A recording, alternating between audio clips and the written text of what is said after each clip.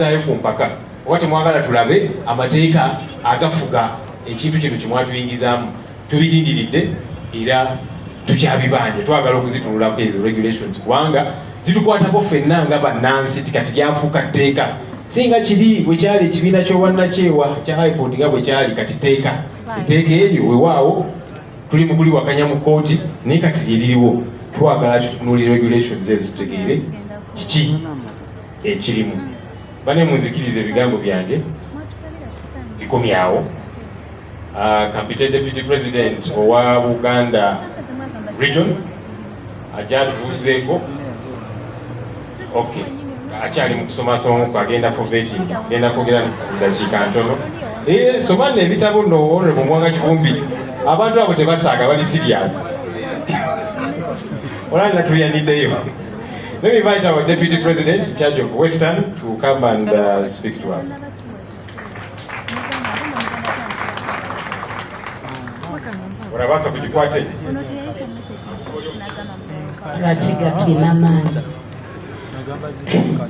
People power, our power, our president, the North leadership, the aspiring candidates, and everyone here, you're most welcome. I bring you warm greetings from Western Uganda. We are more solid than ever before. The intimidation is there because they had never witnessed this and they never expected it.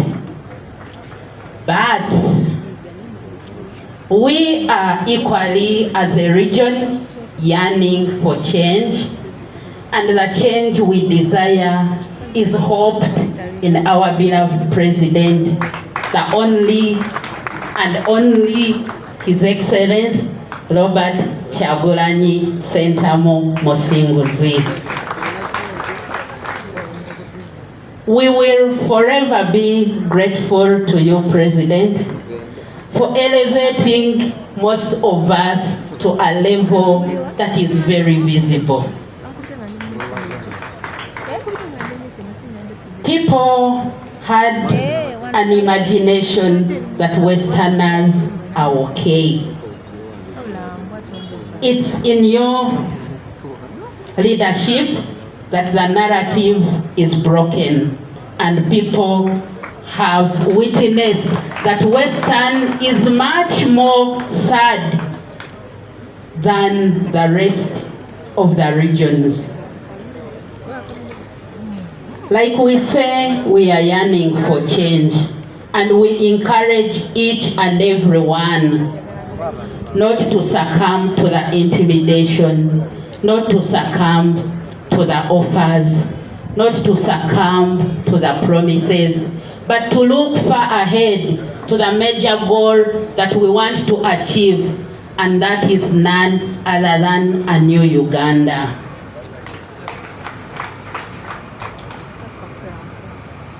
Briefly, to Abomu Western Uganda, netusima Munonga president witu ahabwa okutwereka ngo nikibasika netubasa kwehayo omubwebembezi kandi no kwihaho enteekateeka ya bingi kugira ngu omu Western turi kurungi. Omubwebembezi bwawe mukama wanje tucerekire omushana guri kujwa twabereka ngo omu West nitwe turi kukirayo kuba kubi munonga. Amasiko tugine omuriwe ori kututwara omu Uganda ensya enungi eyiturayesimilemu.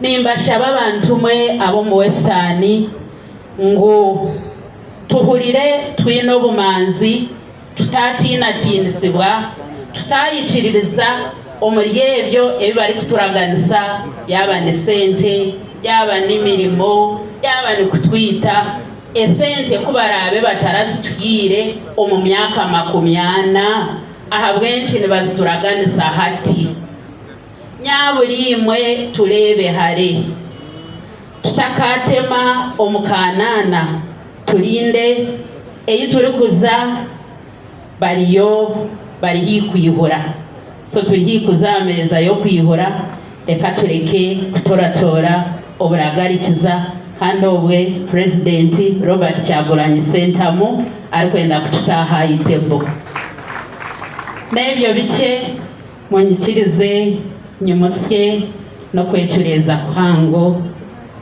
ntaka mwimukize nareba Shamim Nambasa obuleti batugize ngo buri muzire ashemereye kuzarayo Shamim Nambasa mwenanye aha murembegwa Robert Kyagulanyi Ssentamu iza kuzarayo mwana kandi mwete Shamim Nambasa. Thanks for putting us in the limelight. Proud of you, Doctor. Nebyo bice munyikirize nyakire Deputy President wa Central Region obwase kugamba n'abantu kandi twetere President kwebali mnono. Omanyifa Abaganda atatya musana talya bwami. Ati omusana talya guki? People power, NUP, everywhere. Omulimo gwange mwangu is to warm you up a little bit and invite the President. Mr. President, allow me make one small clarification. Margaret Thatcher was Prime Minister of Britain, very eminent. In a cutthroat politics of UK, there was the need to draw a middle line between the far right and the far left. This is the statement she made. She said, in seeking for compromise, we should never surrender our vintage point of principled politics. Because today, it cannot be a nobody man for all intent and purposes, portraying us as intolerant. Nobody man, you were born in a broad daylight. Let me even tell you, nobody man, you are a shame to your generation. They believed in you so much. They hoped so much in you, including some of us. Kenneth Pokakande here and the like of others. We made Nobati Mawe president of DP, believing he will be doing exactly what Kyagulanyi is doing now. You ashamed us, let us down. For you, you are not only intolerant, you are a very unprincipled politician. Therefore, don't invite us in your tent. Don't invite us in your temple of a group and a cluster of politicians that have sold out to NRM. You are not with you. We are to take you out with you 7. You are one and the same. Therefore, for Mao to pass around as a noble person, as a moral person, I don't understand why he gets the courage. That charisma we saw in you was not to do exactly that, was to push for better governed Uganda, because we deserve better. So I want to speak to encourage some of us and the National Unity Platform. The reason why the dictator and all his sycophants are singling us out is because Mr. Kyagulanyi, President of National Unity Platform, Your Excellency, the next president of Uganda, you've done a good job. If the dictator was comfortable with you, I would be scared. If the dictator was comfortable with the foot soldiers, I would be scared. If the dictator was comfortable with the Secretary General, I would be scared. Let us scare him more. He is doing it out of fear. He is intimidated. He knows he has lost the trust of the people of Uganda. With those few words, let me invite the President to come and address us. kyemwagala kati mutuule kakati waliwo ebintu ebimu ebyangu okunnyonnyola. Omanye abantu abamu be balwawo ne bakola ebintu ebyekigega ne bakola ebintu ebimu ebitagwana nga bikwasa ensonyi mu bantu abalala. Tutandika obamanyiira ne tulowooza nti bantu ba bulijjo ne bye bakola bisaanidde. Pulezidenti wa DP Norbert Mao, ndi wano kumujjukiza, Mr. Norbert Mao, tosobora kubeera nga gwe obuulira abantu ti tusobole okuba nti tutoleretinga oba tuli intolerant. Gwe nange n'abalala abenkana. Norbert Mao yali member wange nga ndi national chairman wa Uganda Democrats. He was an executive member, Nyanzi knows. Literally, our generation believed in Norbert Mao. We thought Norbert Mao would be the Norbert Mao twalowooza ti Norbert Mao tumukiririzaamu yajja okuba akola kati Kyagulanyi byakola ki byakola.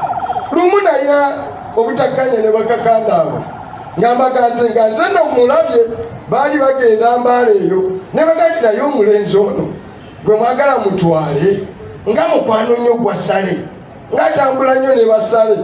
Abasajja abo ne baŋatya ono ye liida waffe ow'omulembe guno gwe tukkiririzaamu. Norbert Mao olwaleero ali ku TV ebyo byonna yabivaako. Museveni yamugulanga kabalagala ne bamugula ku mudaala ne bamutwala n'obivaako. Kati gwe ensiisira gy'olimu gy'otugamba tujjemu eyo nsiisira Omwoyo ne Mandwa ne Luwale gwe musamiriramu waani wa Museveni.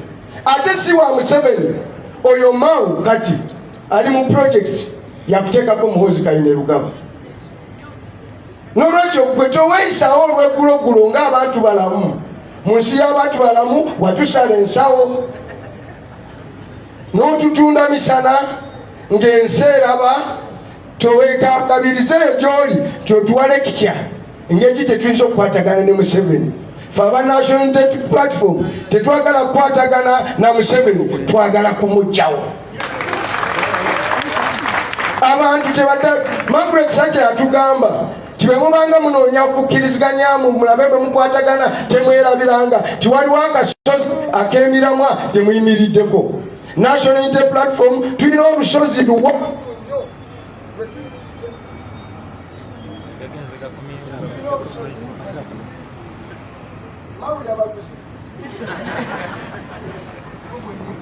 guno tulina olusozi lwetuyimiriddeko akatuuti kanene akaffe kagamba Museveni ne bafaanana nabo tulina obatwala nga kaguddeyo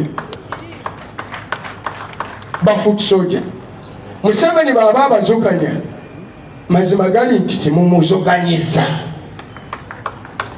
Abali mukomera Museveni baba abazoganya kiri nti Museveni mumuzoganyizza n'atya kati ali awo amanyi ekijja kijja nga tugenda okuzaako President of Robert Kyagulanyi Ssentamu. Museveni tugenda kutwala nga kaguddeyo wadde Mao ali naawe wadde naani abo bonna boli nabo wagula bagule tebakukkiririzaamu naffe tetubakkiririzaamu si baffe muli ba Museveni mugende naye nannyini mufu yakwata awawunya Museveni awunya mumutwale n'ekivundu kye. People power, our power. Kale kati munzikirize mu kuzungu. I take this opportunity to invite the next president of the Republic of Uganda, Robert Kyagulanyi Ssentamu.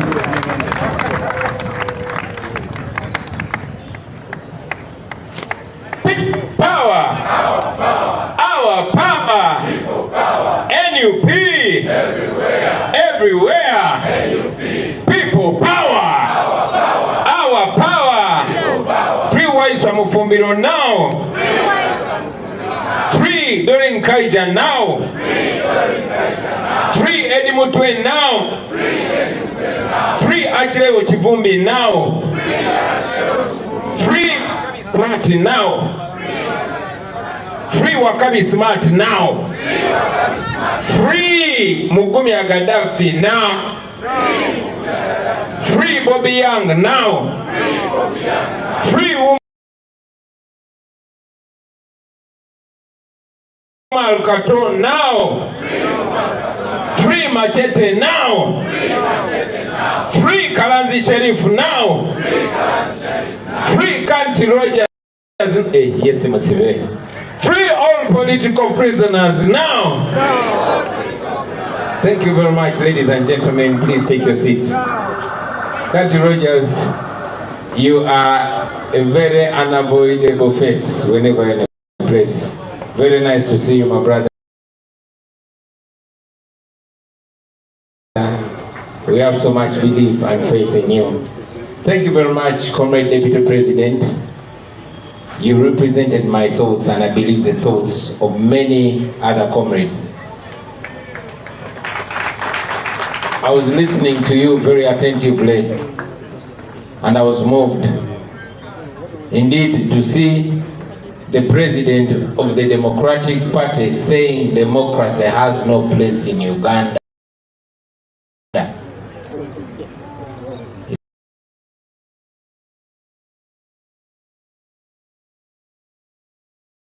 It is shocking, but not surprising. Ladies and gentlemen, please mark our words for reference.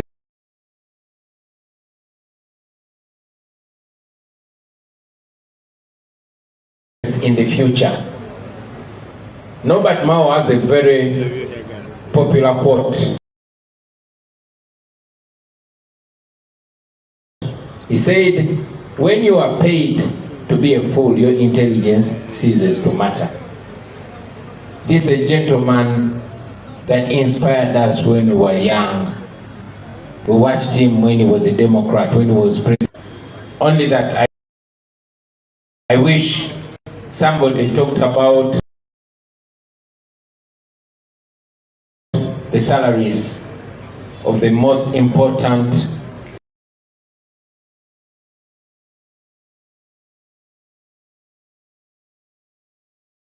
service providers in the country.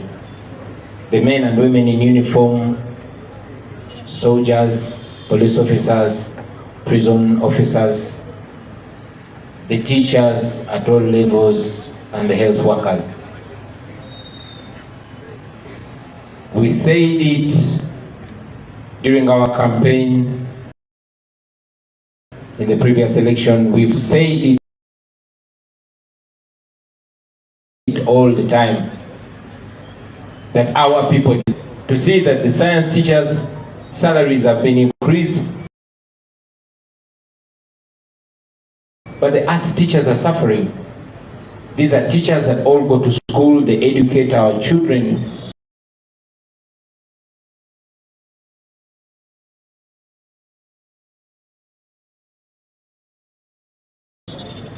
They bring up citizens, useful, noble citizens that will help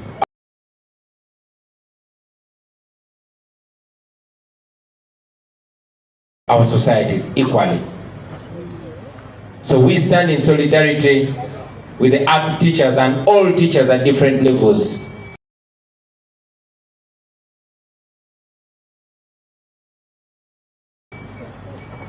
We cannot demand from the regime because we know they want to do it. We are only promising you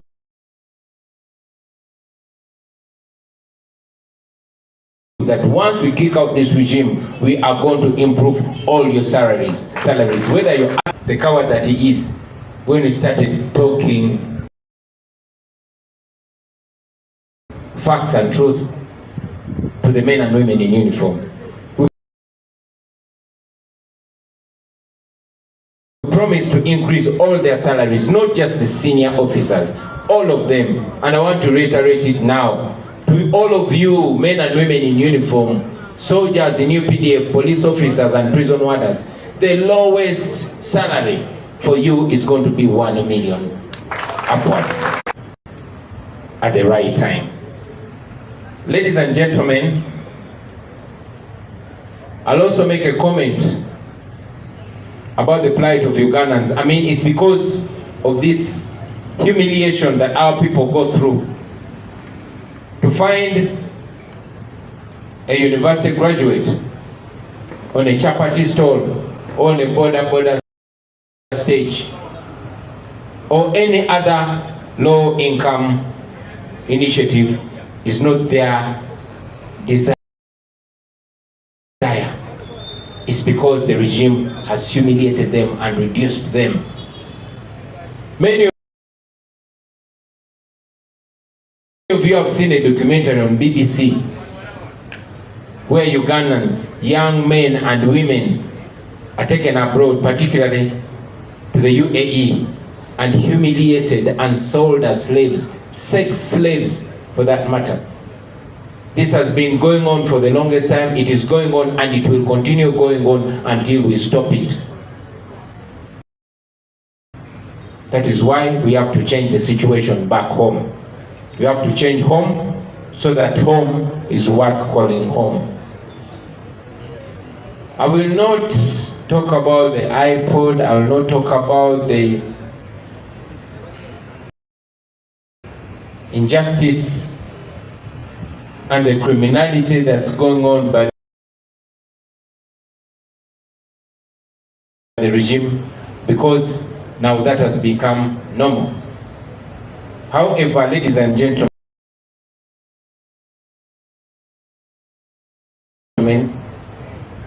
because the time has come for us to put an end to that, I'll focus on that.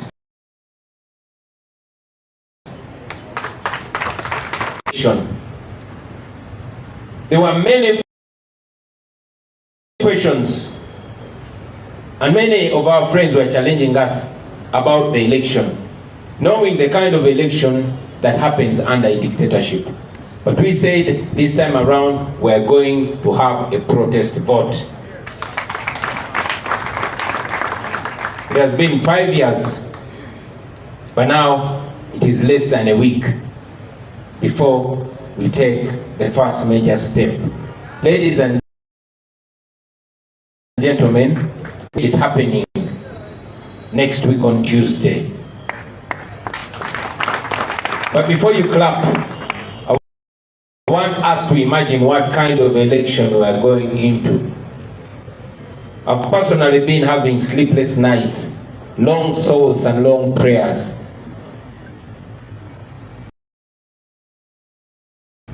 Praying for myself, my comrades, my family, and my country.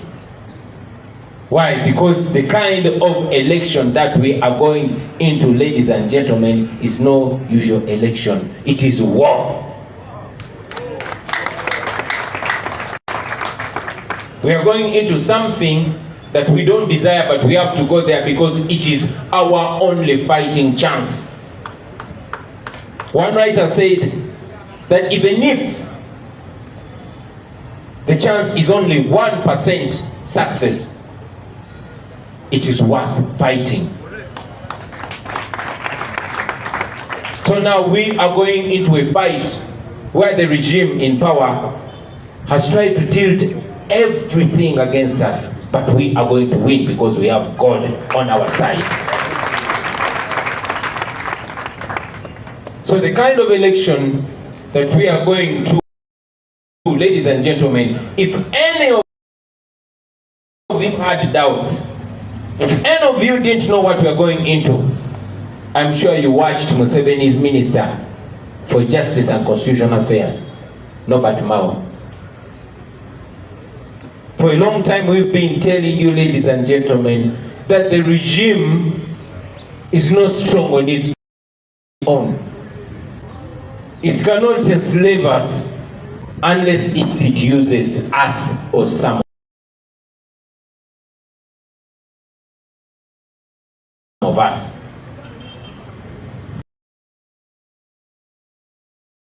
For a long time, so many of us had doubts, but finally it has been made very clear to all and sundry that this election, number one, is going to be between two sides, the oppressor and the oppressed. In fact, the oppressors and the oppressed. Now uses some of the so-called us.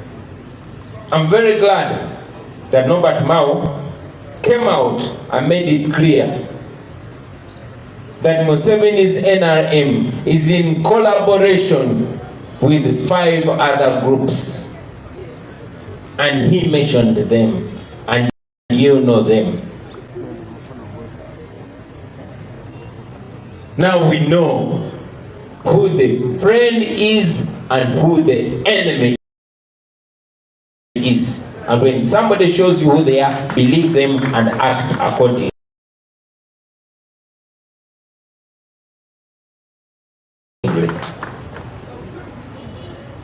I'm glad in Uganda they call it a Mando Yawanika.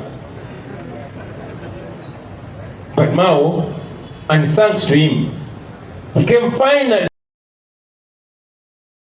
and gave credence to what has been spoken for so many years, that indeed we have some fake opposition amongst us. He made it clear. And he said this, we are going to defeat you again like we did in 2021. But this time around, we are rallying Ugandans to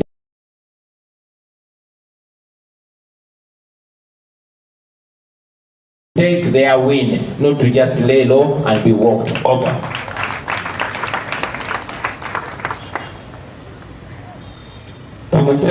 Stooges, we see you, we know you, and we shall expose you and make people understand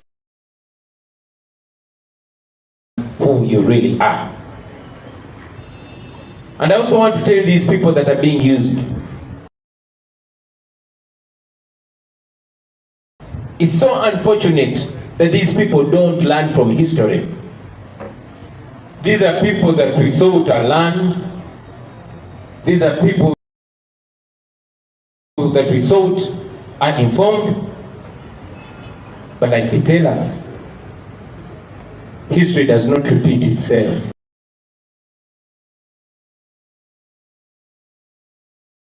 Only fools repeat history of terror, of intimidation. We saw him coming out to say, no, the future of Ugandans is not going to be determined by election. That means the future of Ugandans is not going to be determined by Ugandans. This is a president of the so-called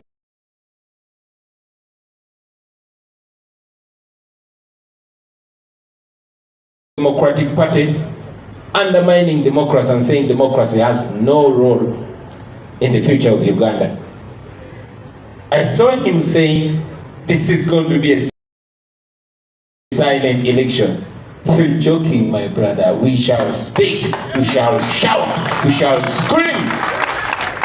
We're going to get our freedom, or we shall die trying to get our freedom. And even if we die, we shall face you through our posterity. Because we did not start this. This started long before us. This will go on long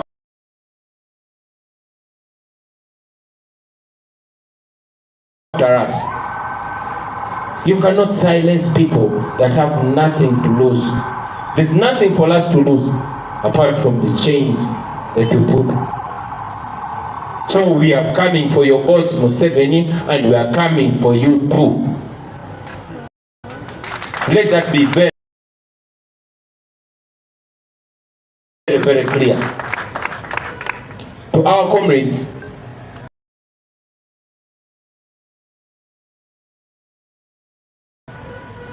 the genuine freedom fighters will stand. For us, we've set off. It is all beginning on Tuesday. Tuesday is going to be the 23rd. I will be nominated to represent the National Unity Platform to run for president of Uganda. Yes, there's every effort to silence us. There's every effort to deny us contact with the population. But we shall overcome everything. We shall speak to the people and we shall campaign. General Museveni is also nominating on the same day, and his party has planned a rally in Kololo, which is alright, which is well within the law. We are also going to have our nomination rally in Katwe. Police, and they've received our application. We are holding our rally in Katwe. And after Katwe, we shall proceed to Natete and also speak to the people there, because there's nothing criminal about that. Fellow Ugandans, I want to remind you that you can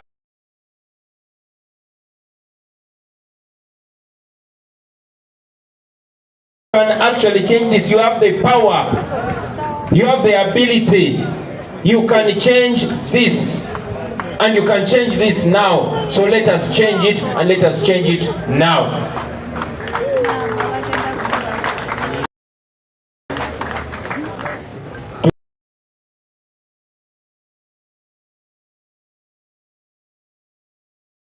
To our candidates, this is not any other usual election. Yes. For those of you that already have the party flag like myself, we are not just candidates. We are commanders in this fight for freedom. I told you business because you're commanders, you are not candidates. I want all of you to know, comrades, that where we're going is not going to be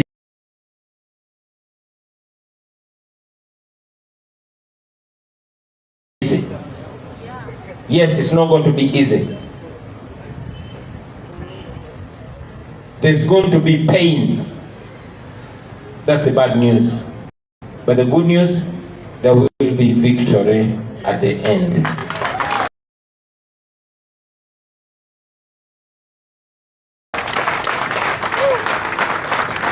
They are going to harass us. They are going to beat us. They've already started arresting and of strength. Those are signs of weaknesses. Samora Machel said that if you see the enemy praising me or being nice to me, then know I've sold you out. When you see them harassing us, know that we are touching where we're supposed to be touching. We shall touch there more and more and more. So we are going to go through pain.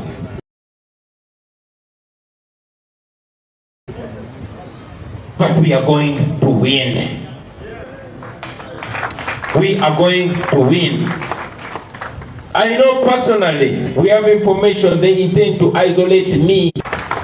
Those who are scared, go back home.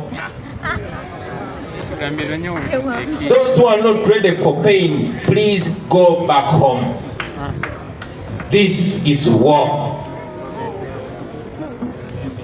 But one thing I know is that nobody can defeat us when God is on our side. So let us go for this. In the end, we shall win. In the end, we shall win. And if we've not won yet, then that is not the end yet. Thank you very much.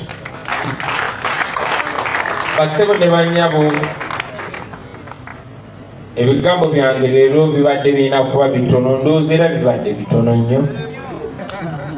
Njagadde okwebaza Honorable Mwanga Kivumbi, Deputy waffe owa Buganda, olw'okwogera ku nsonga zino.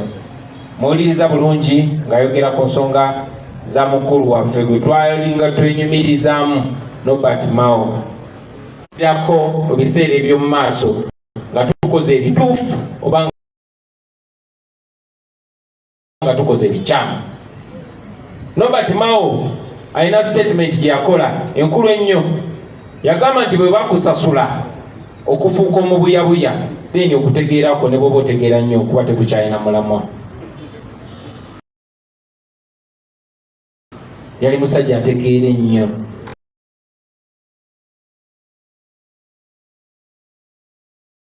eri musajja gwe twagoberera ennyo gwe twegombanga ennyo ng'akyali president wa Makerere University.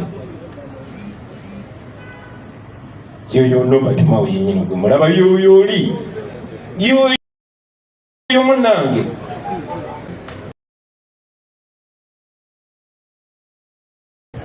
So tujja kusaasira ye naye tujja kusaasira ab'eŋŋanda ze abako n'ab'emikwano. Nayagadde okwogera ku nsonga y'emisaala gy'abakozi abasinga omugaso mu bakozi ab'eggwanga ng'omwo mwe muli abasirikale, abapoliisi, abakola mu prisons n'abo abatukuuma bonna abakuuma ddembe.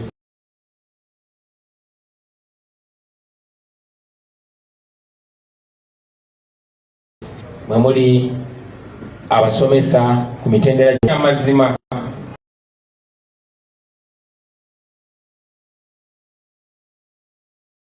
Ne baba batukwata batugamba mutulwanirire. Twayogera ku kirowoozo kyaffe era nga tukyakiyimiriddeko ekyokwongeza emisaala gyabwe bonna era nga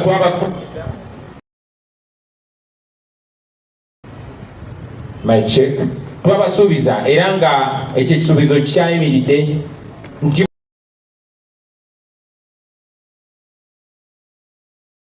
bonna bakuumaddembe abasirikale, abapoliisi n'abaprisons ajja okusinga omusaala ogwa wansi. Omusaala okutandikibwako kujja kuba gwa $1,000,000 n'okugenda waggulu. Tumanyi tekyo kyaba bategeera ng'ovuddeko abasirikale, abasomesa bwe twogerera kati bali mu kwekalakaasa, abasomesa amasomo ga art, kubanga abasomesa amasomo ga sciences bo emisaala gyabwe gyalinyisibwa. Aba arts ne batalinyisibwa.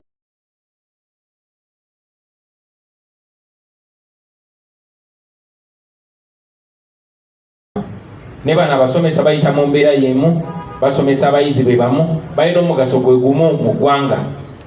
Kya buswavu nti n'abo abafuga eggwanga lino nga mwe muli ne Museveni banyuma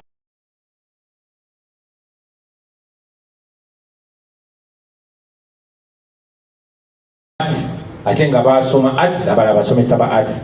Anyway, twagadde obubaka buleme kukoma ku basomesa ba secondary bokka, naye namwe aba primary namwe muli basomesa era mulowoozebwako era muli mu plan. Naye lete buleme kukoma ku basomesa n'abasirikale bokka, namwe abasawo ndaba tulina ne wana abasawo bakulembeze baffe bangi. Emisaala gyammwe gigenda kwongezebwa era mukube ennyo ekikopo kuba mwe mulidde empanga. Sijja kuva waggulu bassebo ne bannyabo nga kusanga ng'omuntu alina degree oba masters degree ne n'omusanga ku stage ya boda oba n'omusanga ku mudaala gwa chapati oba n'omusanga mu mirimu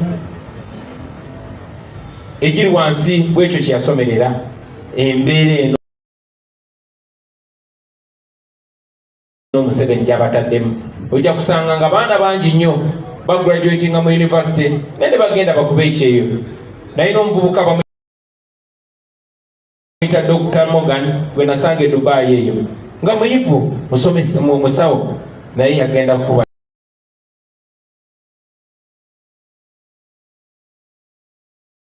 kyeyo. Bangi nnyo abali mu mbeera eyo. Kyanaku abantu baffe bamaliddwamu ekitiibwa, banyomeddwa, tugenda kwongera obbiyitamu paka Yesu lwalikomawo. Ensonga lwaki tulina obbikyusa ate okubikyusa kati.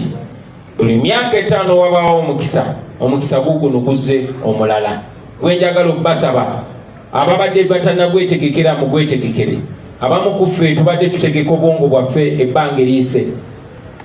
Nze ali wano maaso gammwe mbadde nfumiitiriza okumala wiiki nga nnamba n'okusukka nga ndowooza ebirowoozo biwanvu nnyo nga nsaba essaala mpanvu nnyo nga nfumiitiriza nga ndowooza ku kulonda ki kwe tugendamu. Mulaba naffe bangi nnyo ba Franka sente za n'abalala baba tutemulira maaso. Banaffe bangi nnyo babuzibwawo tetuddangamu balabako. Bangi batiisibwatiisibwa. Bangi basobezebwako. Abalala bakyali mu makomera. Bino byonna byakolebwa tusobole okupowa, naye twagaana okupowa era tetugenda kupowa. Gye buvuddeko navaayo neneesowolayo, njagala okubeebaza mwenna abanzikiririza mu bisuubizo bye nali mpadde National Unity Platform, era njagala okwebaza ekibiina kyaffe ekya National Unity Platform olw'obwesige. Bassebo ne bannyabo, yenze kennyini gwe mulaba agenda otwala Museveni akaasa. Era nga njagala okumanya era okwetegekera kulonda ki ddala kwe tugendamu. Kuno si kwe kulonda okwa bulijjo. Omuntu yenna yena abadde n'okubuusabuusa ku kulonda ki kwe tugendamu. Okwogera kwa Minisita Museveni gwe bayita Robert Mao mwakulabye. Era okwogera okwo kukumala okumanya buli kimu kye batulowoozaako na kye bapulaninga. Eky'omukisa omulungi titumaze ebbanga nga tubagamba nti abatunyigiriza si bamaanyi nnyo, naye ekisinga obba w'amaanyi n'enkizo kuba nti batuliira munda, kuba nti balina bannaffe oba betulowooza oba betwali tulowooza nti bannaffe abajja nga bambadde nga ffe nga boogera nga ffe ne ggwanga nti mu gurupu yaabwe balimu ebibiina 5 n'ekitundu. Era yategeezezza nti ye ne Mwai Museveni ne banne beyamenye bemumanyi obulungi oba bemujja ogenda mu maaso nga mumanya.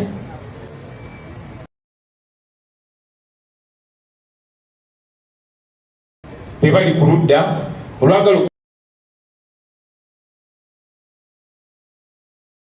okukumira Uganda mu mbeera gy'erimu. Yayongedde okittaanya nti Uganda erimu ebibwayi 2,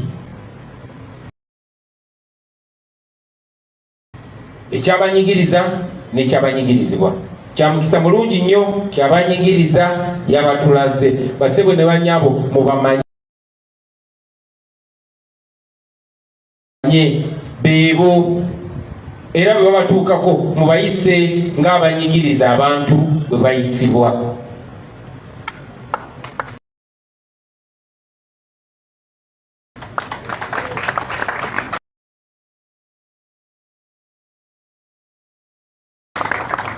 Njagala okusinziira wano okutegeeza Mwai Museveni ne banne nti tetubatya. Yes, kimaze ebbanga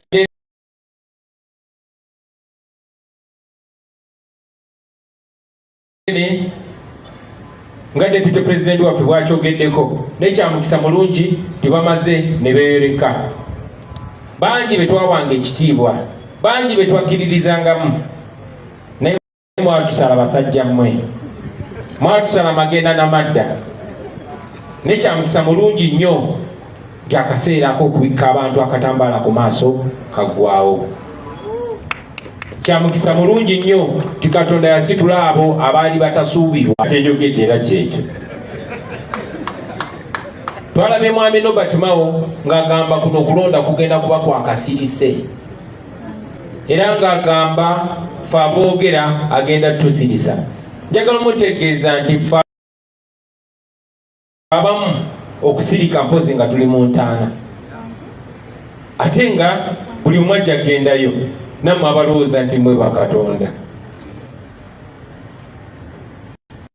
Kyannaku nnyo okulaba nti abantu abayogeranga ebyensa kati ate beekendezezza ti omuntu eyali nga ye pulezidenti wa ekibiina ekyeyita Democratic Party kati agamba democracy talina kifo mu Uganda era alina n'obuvumu obugamba nti ebiseera bya Uganda eby'omu maaso tebigenda kusalibwawo kulonda n'olw'ensonga eyo tebigenda kusalibwawo bannayuganda. Oyo mumugambe tujja bimo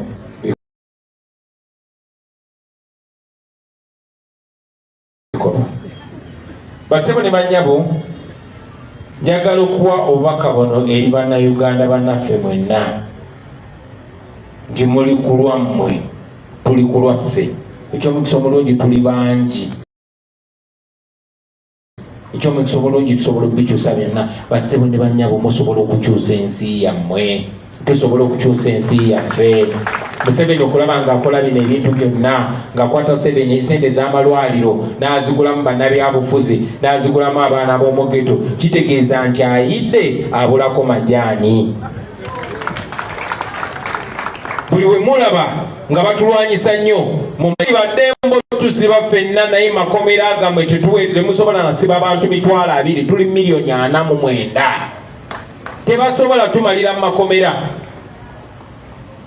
So nga tugenda mu kulonda kuno basebo ne bannyabo, njagala mubeere ready, musibe engatto zinywere.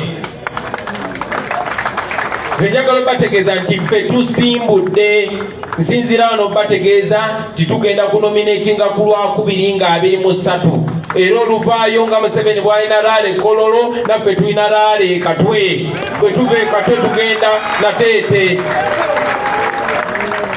Bannayuganda mwenna musobola kino kikola, buno buyinza bwammwe, guno mukisa gwammwe, buli kye mugenda okukola okutandika ne ku Lwokubiri kigenda kubeera mu mateeka. Saagala mutiisibwe. Eno embeera temulinda Kyagulanyi yekka gye bateekerawo, nammwe musobola okutandikira yonna gye mutandikidde.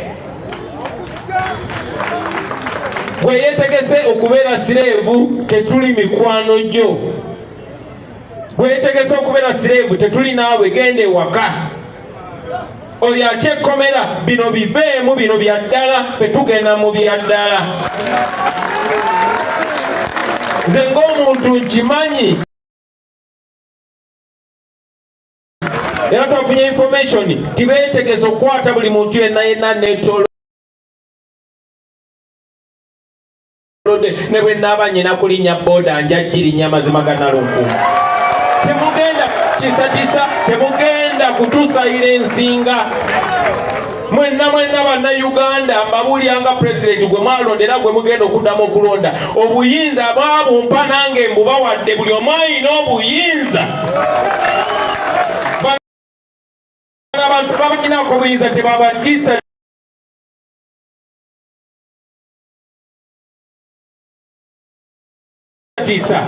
Temukiisibwa ne bano bapolitician be baguze tebalina gwe boogerera, mweyogerera.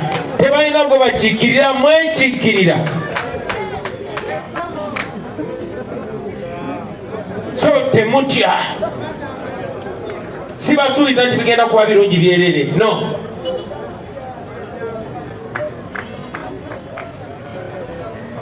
Kuno okulonda kugenda kuba kwa ntuuyo, kugenda kuba kwa maziga.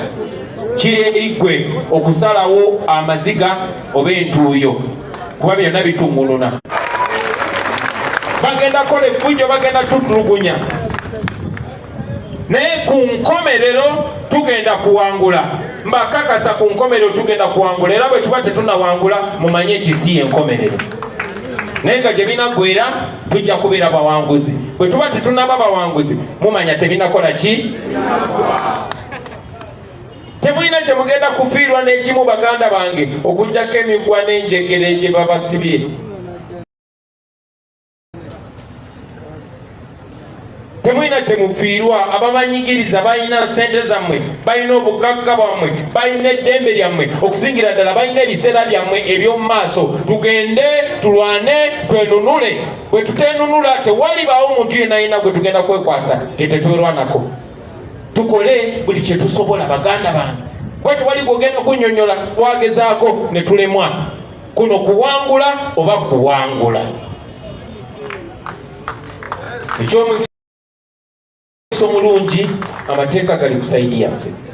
Eky'omukisa omulungi abantu bali ku sayidi yaffe. Eky'omukisa omulungi obuntu. Eky'omukisa omulungi Katonda ali ku sayidi yaffe. N'olw'ensonga eyo tugende basebo ne banyabo tunominatinga ku Lwakubiri nga 23. Tuva ku nomination tujja kwogerako eri abantu ekatwe ku kisaawe nga Museveni bajja okwogera n'abawagizi be Kololo. Twategeezeza poliisi era ebbaluwa gye balaze yiino twagiwandiikidde dda poliisi ng'amateeka bwe galagira. Njagala kuva waggulu basebo ne bannyabo nga mbakakasa nze ng'omuntu sigenda kuwanika, naye naawe tokisuubiza nze, kyesuubize ng'omuntu, kyesuubize ng'omuntu nti togenda kuwanika.